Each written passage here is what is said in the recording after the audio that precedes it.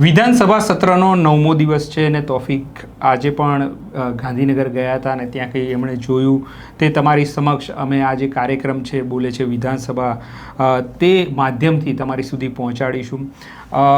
હું છું કિરણ કાપુરે અને નવજીવન વતી અમે આ કાર્યક્રમ કરીએ છીએ દરરોજ. તોફિક, આમ હું પણ જ્યારે આવું છું ત્યાં ત્યારે હું જોઉં છું કે બહાર પોલીસ કર્મીઓ હોય છે અને આમાં તો ચહેલ પહેલ વધારે જ હોય જ્યારે સત્ર ચાલતું હોય ત્યારે. એટલે એ લોકો આમ તડકો હોય ને ત્યાં વ્યવસ્થામાં હોય તો એની વ્યવસ્થા એ લોકો કેવી રીતના બધું મેનેજ કરે છે, એમની વ્યવસ્થા કેવી રીતે મેનેજ થાય, કારણ કે એમને મેનેજ કરવા પડે. કારણ કે મોટી સંખ્યામાં હોય છે, સુરક્ષા બંદોબસ્ત ત્યાં મોટી સંખ્યામાં હોય છે, પોલીસનો જમાવડો હોય છે, તો એ લોકોની જમવાની પણ કંઈક વ્યવસ્થા થતી હશે ત્યાં, એ લોકોને ક્યાં બેસવાનું એની જરા વાત તમે કરો તો આ દર્શકો માટે કદાચ આખી વાત નવી હશે. જરૂરથી. વિધાનસભાનું સત્ર ચાલુ હોય તો સચિવાલયમાં તો જે સુરક્ષા વિભાગ છે એ અધિકારીઓ કર્મચારીઓ હાજર જ હોય છે, પરંતુ સત્ર ચાલુ થાય તેના 2 દિવસ અગાઉથી અને સત્ર પતે એ દિવસ સુધી જે આપણે કહી શકીએ કે ગાંધીનગર આસપાસના જિલ્લાઓ છે, આપણે મહેસાણા લઈ શકો, તમે અરવલ્લી પણ લઈ શકો, સાબરકાંઠા પણ લઈ શકો, એ સિવાય પણ જિલ્લાઓમાંથી પોલીસ અધિકારીઓ અને કર્મચારીઓ છે તેઓ મંગાવવામાં આવે છે. અને એ લોકો મેં જિલ્લા કીધા ત્યાંથી આવવા જવા માટે વ્યવસ્થા કરતા હોય છે, વાહન પણ મૂકતા હોય છે. તો સત્ર એક ઉદાહરણ રૂપે કહું કે આજે 12 વાગે હાઉસની કામગીરી ચાલુ થવાની હતી, તો એ લોકોનો રિપોર્ટિંગ ટાઈમ હોય ને વહેલો હોય. કેટલો વહેલો હોય? 2 કલાક વહેલું એમને આવી જવાનું અને પછી એમની ડ્યુટી ત્યાં કંટ્રોલ રૂમ બનાવેલો હોય છે ત્યાંથી એમની લાગતી હોય છે. પછી સત્ર પત્યા પછી પણ જ્યાં સુધી વીવીઆઈપી મુવમેન્ટ ના પતે ત્યાં સુધી તે એ હલી પણ શકતા નથી. વિધાનસભા જે આખું પ્રિમાઇસીસ છે ત્યાં એસઆરપીએફ પોલીસના અધિકારીઓ કર્મચારીઓ પણ ઉપસ્થિત રહેતા હોય છે અને જે ગેટ છે ને ગેટના બહાર પણ એના પોઈન્ટો આપેલા હોય છે, કેમ કે સતત વીવીઆઈપી મુવમેન્ટ રહેતી હોય છે, સંખ્યા પણ વધારે રહેતી હોય છે, સુરક્ષાનો પણ એક મામલો રહેતો હોય છે. તો આવી સ્થિતિમાં એ લોકો તડકો કે છાંયડો એમને જ્યાં પોઈન્ટ મળે ત્યાં એમને બેસવું પડે. હવે સવાલ એ ઉપસ્થિત થાય કે એમનું જમવાનું, તો જનરલ એવું હોય છે કે જ્યારે કોઈક બંદોબસ્ત કે એવો કોઈ પ્રોગ્રામ હોય ત્યારે કોઈ પણ જગ્યાએ આપણે જોતા હોય કે પોલીસ અધિકારીઓ કર્મચારીઓ માટે ફૂડ પેકેટ હોય. ફૂડ પેકેટ એવું હોય કે ફૂડ પેકેટ જ્યારે એમને મળતા હોય તો ગરમ તો જમવાનું હોય નહીં, એ જેને ઓર્ડર આપ્યો એટલે ચોક્કસ સમય પહેલાં એ લોકો ફૂડ પેકેટ આપી ગયા હોય, એમને જમવાનું ઠંડુ જમવું પડે. વિધાનસભામાં એવું છે કે દરેકના પોઈન્ટો ફિક્સ છે, જગ્યા ફિક્સ છે અને આ સંખ્યા વધારે છે. 700 અને 700 આસપાસની આખી સંખ્યા છે આ પોલીસ અધિકારીઓ કર્મચારીઓ, 700 જણા. તો એ લોકો એક જ જગ્યાએ છે. તો આવી સ્થિતિમાં ગાંધીનગરના એસપી છે રવિ તેજા વાસમ શેટ્ટી, તો એમણે અત્યાર સુધી ફૂડ પેકેટ ચાલતું હતું પણ એમને વિચાર એવો આવ્યો કે અહીંયા એક સાથે આટલા બધા પોલીસ ફોર્સના કર્મચારીઓ અધિકારીઓ હાજર છે તો એમની ગરમ જમવાની વ્યવસ્થા કેમ ન કરી શકે કે લોકો ત્યાં જાય અને ચોક્કસ જગ્યાએ નક્કી કરવામાં આવે ત્યાં રસોઈ થાય અને ત્યાં એ લોકો જમે. તો એના માટે એમને 2 વર્ષ પહેલાં વિચાર આવ્યો, એમણે પદ્ધતિ ચાલુ કરી. આજે હું એ જગ્યાએ ગયો, મેં એનો વિડીયો પણ લીધા છે, આપણા દર્શક જોઈ શકશે. ચોક્કસ એ બતાડવા જોઈએ. ચોક્કસ. એ લોકો જમી રહ્યા હતા પછી હું ગયો હતો, એટલે એ મંડપ બાંધેલો છે, પાર્કિંગ જે છે ત્યાં, અને ડીવાયએસપી પોલીસ અધિકારીઓ કર્મચારીઓ ડીવાયએસપી માટે ટેબલ પણ મૂકેલા છે. એ લોકો ત્યાં જાય તેમનું ગરમ જમવાનું હોય છે. 2 પ્રકારના શાક આપવામાં આવે છે, પૂરી આપવામાં આવે છે, રોટી, દાળ ભાત, સ્વીટ રોજ અને છાશ અને પાણી. આ રોજ ત્યાં એ લોકો જાય, એમનો જે સમય હોય, હાઉસની કામગીરીને અનુરૂપ એ લોકોના પોઈન્ટ હોય એટલે બીજા સાથે કોઓર્ડિનેશન કરી અને ત્યાં જઈને એ લોકો ગરમ ગરમ જમે છે. અને હું પોલીસ અધિકારીઓ કર્મચારીઓના સાથે સંવાદ પણ કર્યો અને એ લોકો આ પદ્ધતિ છે એનાથી રાજી પણ છે. એમનું કહેવું છે કે ફૂડ પેકેટની સાપેક્ષમાં અમને ગરમ ભોજન મળી રહે છે એ અમને ગમે છે. એટલે આનો શ્રેય તમે આપી શકો તો ગાંધીનગરના એસપી છે રવિ તેજા વાસમ શેટ્ટી, એમને આપી શકો, કેમ કે આ વિચાર એમને આવ્યો હતો ને એમણે પછી ઇમ્પ્લિમેન્ટ કર્યું અને અત્યારે લોકો જમે છે. એટલે વિધાનસભામાં જ્યારે એમએલએ આવે છે તો એમની પણ વ્યવસ્થા છે, એની વાત આપણે બોલે છે વિધાનસભા આ જે કાર્યક્રમ છે એ થકી જ કરી હતી. આ તમે પોલીસ કર્મચારીઓની પણ વાત કરી. જી. પણ હવે કોઈ સમજો કે મારો પ્રશ્ન છે, હું રજૂ કરવા વિધાનસભામાં જઉં છું, તો મારે એઝ એક લેમેન તરીકે મારે ત્યાં કોઈ વ્યવસ્થા મળે મને એવી જમવાની, જ્યાં મને ભોજન મળી રહે સસ્તું સારું એવું? ત્યાં 2 કેન્ટીન છે વિધાનસભામાં, નીચે મોહેરામાં. ત્યાં 2 કેન્ટીન છે. તમે ત્યાં તમારે જે પ્રકારનું ચાથી લઈને આઈસ્ક્રીમ હોય, ઠંડુ ગરમ કે ભોજન, તમને દરેક પ્રકારની વસ્તુ ત્યાં સતત મળી રહે છે. તમે નાસ્તો પણ ત્યાં કરી શકો છો, તમે જમી પણ શકો છો. અચ્છા, ઓકે. એટલે સામાન્ય જે લેમેન જાય એને પણ? હા, એ વ્યવસ્થા છે. પોલીસ માટે તો એમના વિભાગ તરફથી હોય છે, ગૃહ વિભાગ એનું અલગ ભંડોળ આપતું હોય છે, પરંતુ ગરમ જમવાની જે પ્રક્રિયા છે એસપીએ ચાલુ કરાવી છે. હવે આપણે ગૃહની બહાર તમે આજે કંઈ વિશેષ જોયું હોય તો એની વાત કરી શકીએ, તમે એની વાત મૂકો, અને પછી જો એ વાત તમારી જોડે ન હોય તો પછી આપણે આગળ ગૃહમાં આજે જે કંઈ થયું છે એની વાત તરફ આપણે આગળ વધીએ. આજે હું ગયો તો જે મંત્રી છે ત્રિકમ છાગા, કચ્છથી પ્રતિનિધિત્વ કરે છે, એમને મળવા માટે. એમના સાથે એમના પાસે વિભાગ છે ઉચ્ચ શિક્ષણ અને ટેકનિકલ ખાતું. સહજ છે કે ઓળખે છે, પરિચિત છે. અને ગયા બેઠા થોડી વાતચીત થઈ. મને કે તમારા એપિસોડ બોલે છે વિધાનસભા જોઈએ છે ને તમે કાન કે સારા આમળો છે, એટલે કે જે ઘટના તમે જે હોય પ્રસ્તુત કરો છો. અને એ પછી એમના વિભાગના અનુસંધાને ચર્ચા કરી. એટલે એમણે એવું કહ્યું કે ભાઈ આ વખતનું જે બજેટ હતું એમાં 16 નવી કોલેજો છે એમને મંજૂરી આપવામાં આવી. અત્યાર સુધીમાં પહેલી વાર આ ઘટના બની છે. અને સાયન્સની 8, એમ કરીને 24 કોલેજો, સરકારી કોલેજોની મંજૂરી આપવામાં આવી. આ પ્રથમ વખત ઘટના બની છે એવું મને ત્રિકમ છાગા જે મંત્રી છે રાજ્ય કક્ષાના, એમણે મને કહ્યું. સાથે એમણે મને એ પણ કહ્યું કે દરેક જિલ્લામાં આપણે સરકારી જે કોલેજો છે એટલી વ્યવસ્થા કરી દીધી છે. અને ટેકનિકલ જે આખું ખાતું છે તો એને લઈને પણ સતત એ મથી રહ્યા છે. પછી મારો સવાલ એ હતો કે કોલેજો છે સરકારી છે, પરંતુ એમાં એક મર્યાદિત સીટો રહેતી હોય છે. તો રાજ્યનો કોઈ વ્યક્તિ છે, કોઈ વિદ્યાર્થીને અભ્યાસ કરવા જવું છે તો એને અભ્યાસ કરવા માટે ખાનગી કોલેજમાં પણ જવું પડે. તો ફીના પ્રશ્નો રહેતા હોય છે. તો એના માટે એફઆરસી કમિટી છે, બરાબર છે, જે ફીનું રેગ્યુલેશન કરે છે. પરંતુ મેં તો આ મામલે પણ એક વિચાર કરવા જેવો છે કે એફઆરસી કમિટી છે, પરંતુ ઘણી એવી કોલેજ હોય કે સ્કૂલોના પણ મામલા હોય ખાનગી કે જે ગાંઠતી નથી એફઆરસીના નિયમોને પણ, એમને પણ ગણગારતી નથી. એટલે અમારે આ મામલે પણ ચર્ચા થઈ. એટલે એમણે કહ્યું, એમણે એ વાતનો પણ એકરાર કર્યો કે ભાઈ રાજ્ય સરકારથી જે બનતું એ દરેક રાજ્ય સરકાર કરે છે. કોલેજોની પણ અમે વ્યવસ્થા કરી રહ્યા છે. પરંતુ હવે કોઈને સરકારીમાં આવવું છે કે કોઈને ખાનગીમાં જવું છે, સરકારની જવાબદારી છે, સહજ કામ કરે છે. પરંતુ એમણે આજે આડકતરી રીતે મામલો સ્વીકાર્યો કે ભાઈ હા, ફીઓનો એક મામલો છે અને કોઈને ત્યાં જવું છે તો અમે એમને રોકી નથી શકતા.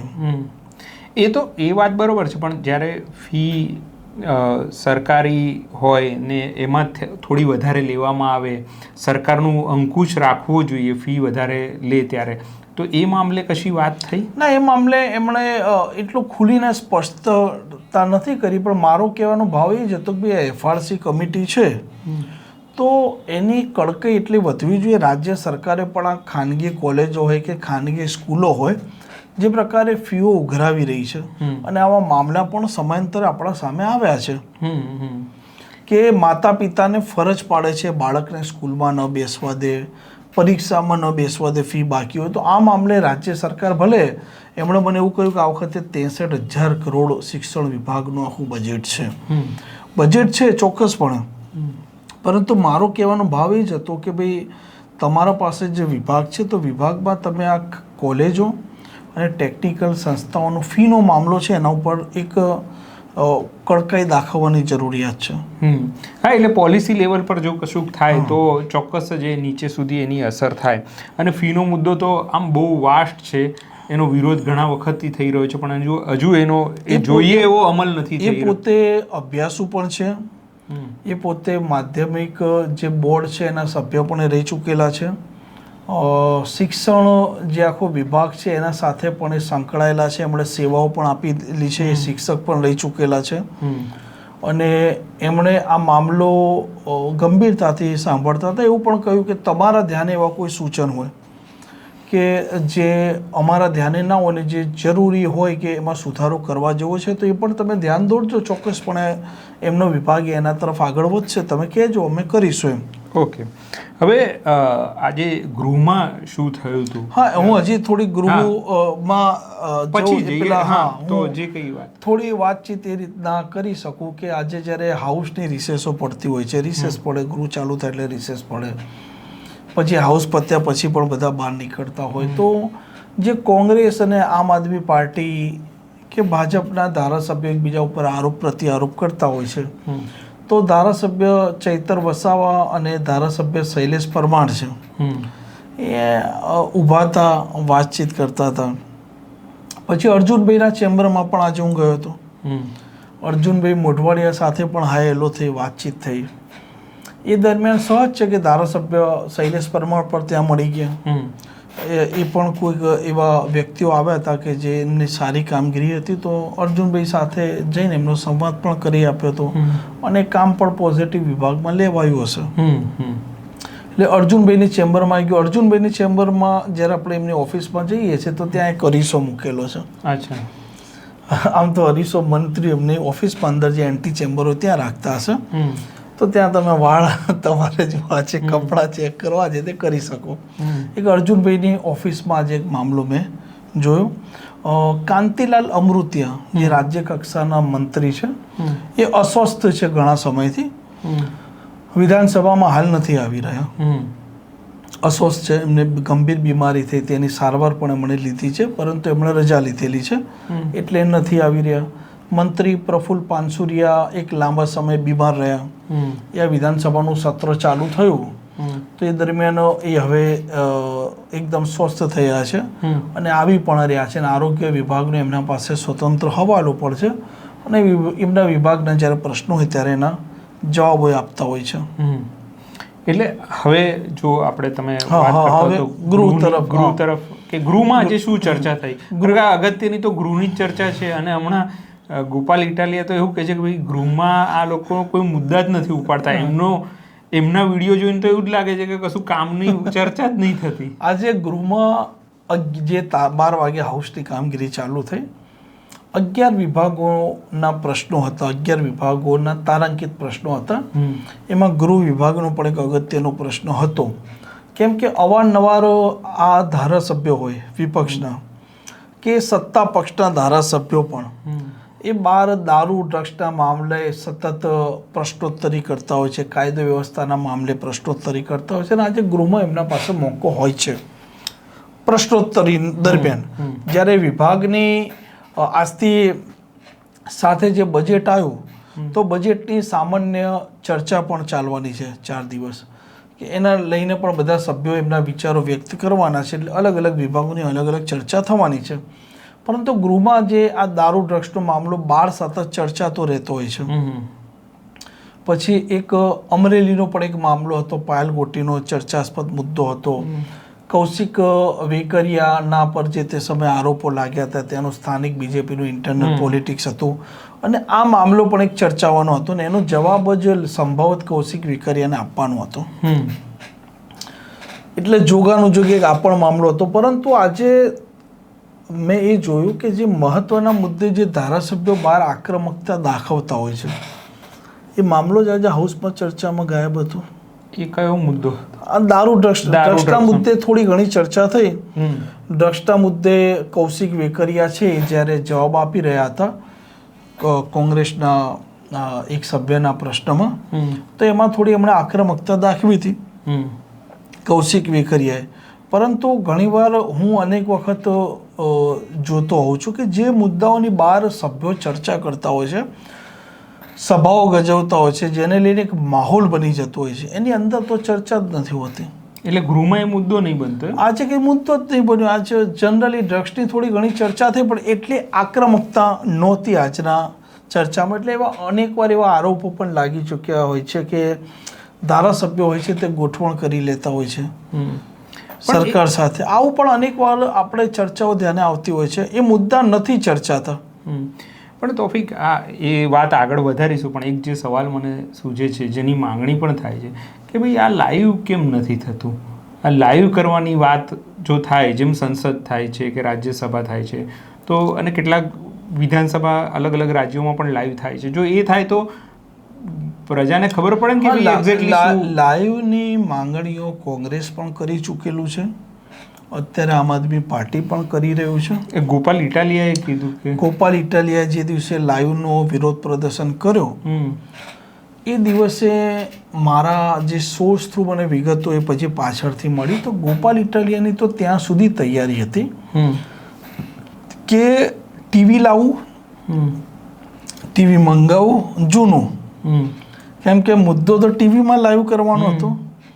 અને સંભવત ટીવી, એમના મનમાં એક વિચાર એવો હતો કે ટીવી ત્યાં ફોડવું, જેથી કરીને આ લાઈવનો મામલો વધારે ચમકી શકે, ધ્યાનમાં આવે. એટલે ગોપાલ ઇટાલિયાએ આ મામલો છે એ નક્કી કર્યો હતો. ટીવી પણ મંગાવ્યું હતું, ટીવી ખરીદી લેવામાં આવ્યું હતું જૂનું.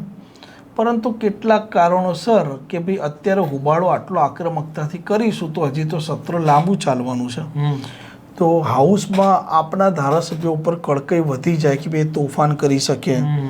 એટલે એક આ મામલો મેં જાણ્યો હતો. અને ગોપાલ ઇટાલિયાનું આયોજન, મનમાં વિચાર પણ હતો ને આયોજન પણ હતું કે ટીવી ફોડીને વિરોધ દર્શાવું કે લાઈવ કરો, લાઈવ કરો. પરંતુ કોઈક કારણોસર સરકાર, અધ્યક્ષ પાસે સત્તા છે, પરંતુ સરકાર આ મામલે પાછી પડી રહી છે. અને એનું કારણ હું એવું માનું છું કે જ્યારે ગૃહમાં કોઈ પણ મામલાની લાઈવ ચર્ચા થઈ રહી છે, વિપક્ષના કોઈ ધારાસભ્યએ એવો સવાલ પૂછ્યો કે જે જવાબ આપવામાં મંત્રીને તકલીફ ઊભી થઈ, જે જવાબ એ વ્યવસ્થિત રીતે નથી આપી શક્યા. અને અત્યારે જમાનો છે રીલ્સનો છે, તો એ રીલ બની સોશિયલ મીડિયાનો છે, અને એ રીલ્સ વાયરલ થાય તો એ મંત્રીને કે સરકારની કેવી બદનામી થાય. અને એ ધારાસભ્યએ કોઈ સવાલ પૂછી લીધો, માની લો કે સત્તા પક્ષના હોય કે વિપક્ષના, તો રીલ્સ તો એની પણ બનવાની છે. એટલે કોઈની ટીકા થાય તો કોઈ સ્ટાર બની જાય. એટલે સરકાર એવું ન ઈચ્છે કે વિપક્ષના ધારાસભ્યો છવાઈ જવા જોઈએ ગુજરાતમાં, એવો એક એ વિચાર એમના મનમાં હોઈ શકે. અને એ જ કારણસર મોટા ભાગનો નિર્ણય નથી લેવાતો. એનું કારણ આ છે. પણ હું જ્યાં સુધી એવું માનું છું કે ભાઈ જ્યારે પ્રજાના પ્રતિનિધિ હોય તો એનું તો બધું જ પારદર્શક હોવું જોઈએ. આપણે એની અંગત જીવનની વાત નહીં કરતા, પણ જ્યારે એ પ્રજાની જ વાત કરતા હોય, વિધાનસભામાં પ્રશ્નો પૂછતા હોય, તો એ તો પારદર્શિતા એમાં વધુમાં વધુ હોવી જોઈએ. આ વાતો કરવી સારી લાગતી હોય છે. અચ્છા, પણ એ ત્યાં અમલ, પણ એની અમલવારી ના હોય, કેમ કે સરકાર એવું ક્યારેય ન ઈચ્છે કે હાઉસમાં એમની કોઈ પણ પ્રકારની કમીઓ ઉજાગર થાય કે વિપક્ષના ધારાસભ્યો એમના પર હાવી થાય અને એ મામલો લાઈવ જાય તો સરકાર માટે બીજી પણ મુસીબતો ઊભી થઈ શકે. કેમ કે પ્રજા સીધી જોતી હોય છે કે આ નેતા કે આ મંત્રી તો સભામાં આવી વાત કરતા હતા, કે આ ધારાસભ્ય તો આવી વાત કરતા હતા, અને અત્યારે તો હાઉસમાં એમણે આવી વાત કરી. એટલે સરકારને સહજ હોય ડર લાગે, કેમ કે રાજ્યમાં સમયાંતરે અનેક પ્રકારની ઘટનાઓ બનતી હોય છે.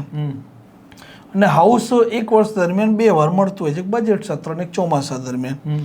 તો આવી સ્થિતિમાં બહારના જે મુદ્દા છે એ અંદર જ્યારે વિપક્ષનો ધારાસભ્ય ઉજાગર કરે અને સરકાર એનો જે પ્રકારે જવાબ ન આપી શકે તો સરકારની બદનામી થાય.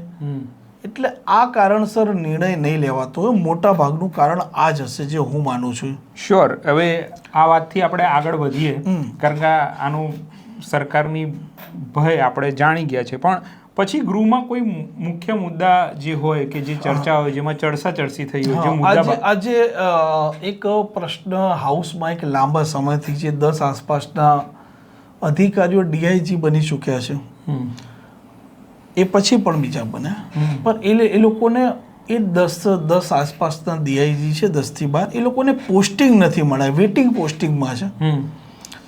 તો એ લોકોને તો પ્રમોશન મળે આજે 6 મહિના આસપાસનો સમય થયો, હવે એમને પોસ્ટિંગ ના મળે ત્યાં સુધી એમનો પગાર ના પડે.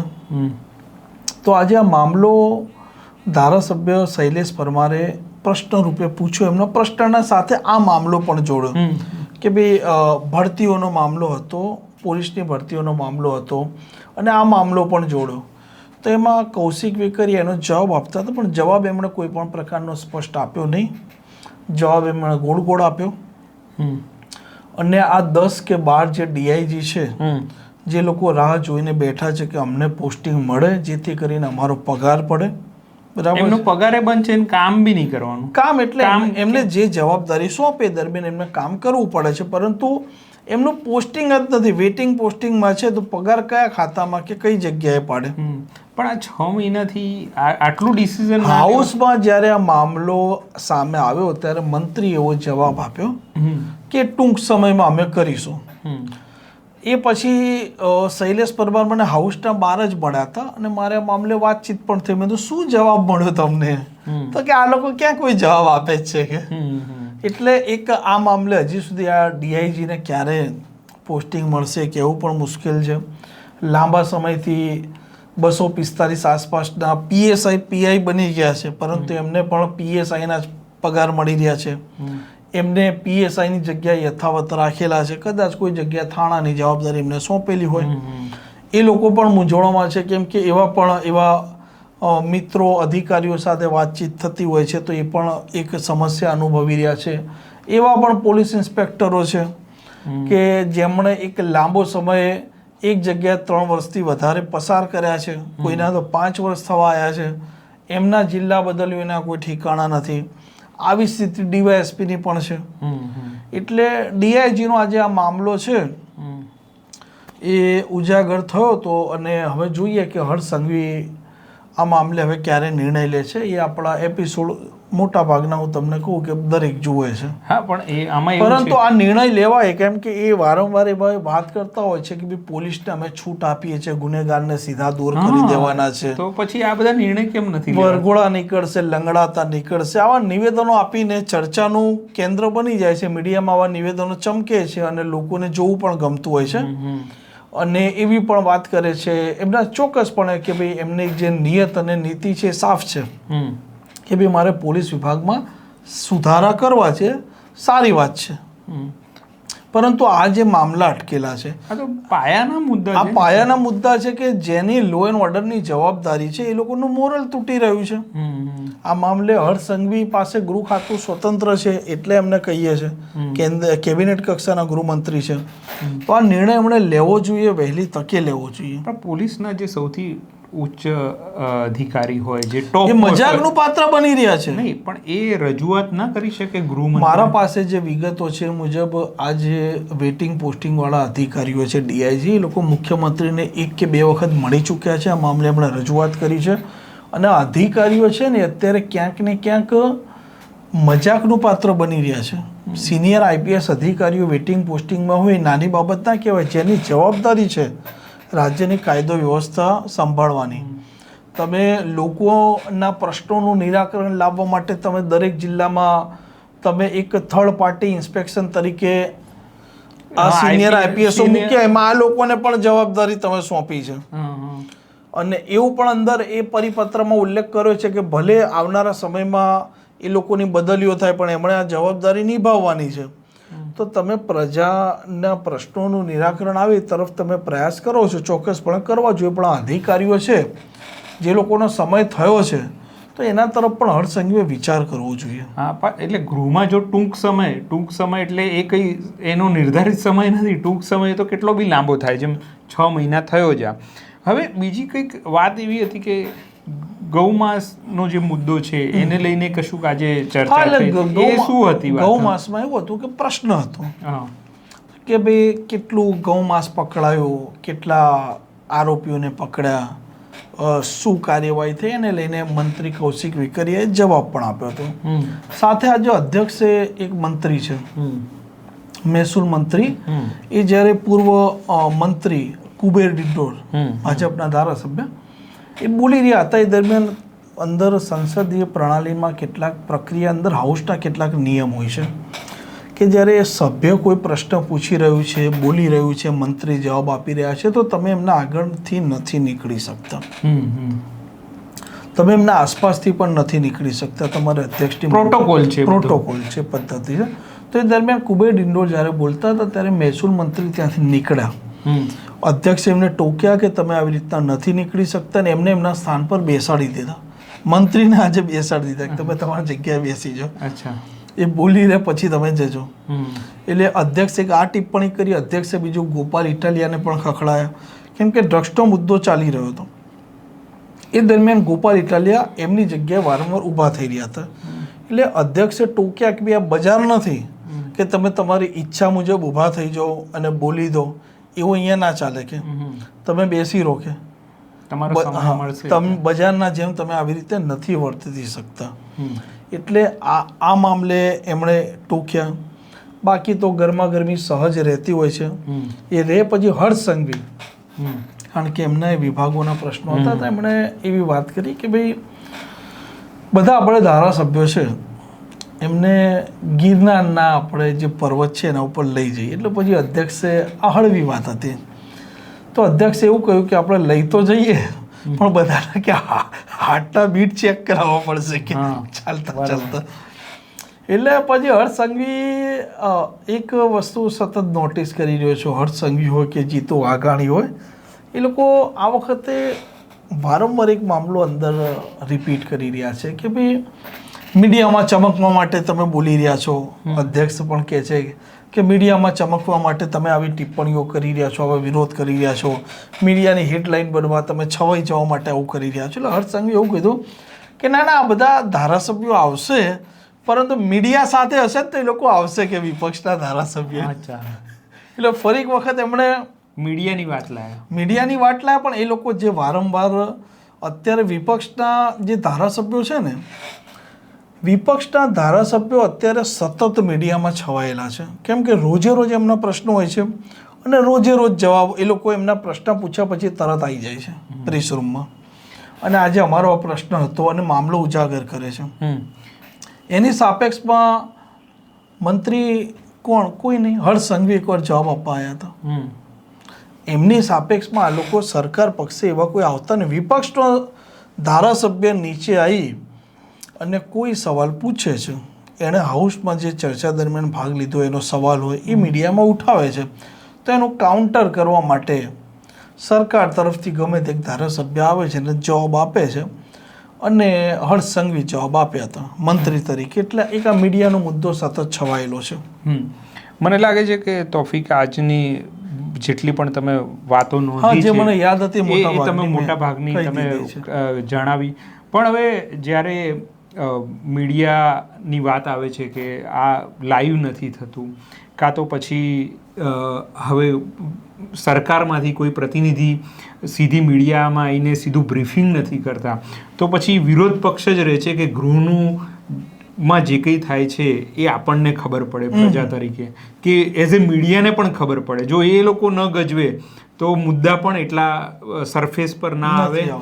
એટલે તોફિકે આજે જે કંઈ નોંધ્યું છે તેની વાત આ બોલે છે વિધાનસભા કાર્યક્રમમાં કરી. ફરીથી અમે આવતીકાલે આવીશું આ કાર્યક્રમને લઈને. અત્યારે મને ને મારા સાથી તોફિકને રજા આપશો. નમસ્કાર.